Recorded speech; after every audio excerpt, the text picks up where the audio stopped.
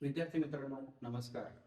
दररोज येणाऱ्या व्हिडिओमध्ये आपण आपल्याला असलेल्या अभ्यासक्रमातील गणिताचं त्याचं बेसिक जे आहे ते बेसिक कंटेंट आपण घेतोय, ते आपण समजून घेतोय आणि मग पुढे आपल्याला स्पर्धा परीक्षांसाठी येणाऱ्या कृत्यांवर पुन्हा व्हिडिओ तयार करायचे. आज आपल्याला सर्कल वर्तुळ या वर्तुळाचं वाचन कसं करायचं आणि त्याच्यात असलेले लहान लहान जे पार्ट्स आहेत त्यांना काय म्हणतात किंवा त्यांच्यासाठी काय अक्षर वापरली जातात हे समजून घ्यायचं. बघा, त्रिज्या, व्यास आणि जीवा या तीन गोष्टी आपल्याला समजून घ्यायच्या आहेत. हे वर्तुळ मी या ठिकाणी काढलेलं आहे आणि हा वर्तुळाचा सेंटर पॉइंट आहे. मराठीत त्याला केंद्रबिंदू म्हणतात. तर या वर्तुळाचा केंद्रबिंदू आहे O. वर्तुळाच्या केंद्रबिंदूपासून तर वर्तुळाच्या कोणत्याही एका बिंदूपर्यंत काढलेली जी रेषा असते तिला त्रिज्या म्हणतात आणि तिला इंग्रजीत रेडियस असं म्हटलं जातं आणि तिच्यासाठी स्मॉल r वापरतात. त्यानंतर आपण व्यास काय आहे ते समजून घेऊया.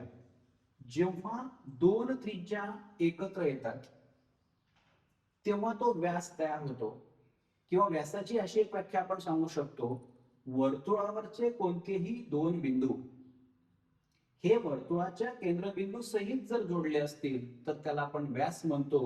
व्यासाला इंग्रजीत डायमीटर म्हणतात आणि त्याच्यासाठी स्मॉल डी वापरला जातो. त्याच्यानंतर जीवा. आता ह्या वर्तुळामध्ये केएस ही जीवा आहे.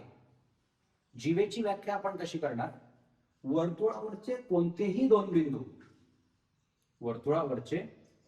दोन बिंदू त्याच्यात केंद्रबिंदू आलाच पाहिजे असं कंपल्शन नाही.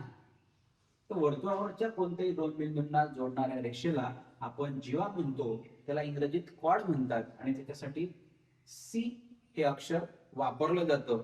तसं सी हा परिघासाठी पण वापरला जातो, पण आपण कॉर्ड इंग्रजीतल्या कॉर्ड साठी हा सी या ठिकाणी मानतोय. एवढं आपल्याला लक्षात ठेवायचं आहे. मग या वर्तुळामध्ये त्रिज्या कोणती, व्यास कोणता, जीवा कोणती हे आपल्याला जर लक्षात आलं असेल तर एकदा ते तुम्ही स्वतः लिहून त्याचा प्रयत्न करायचा आहे. धन्यवाद.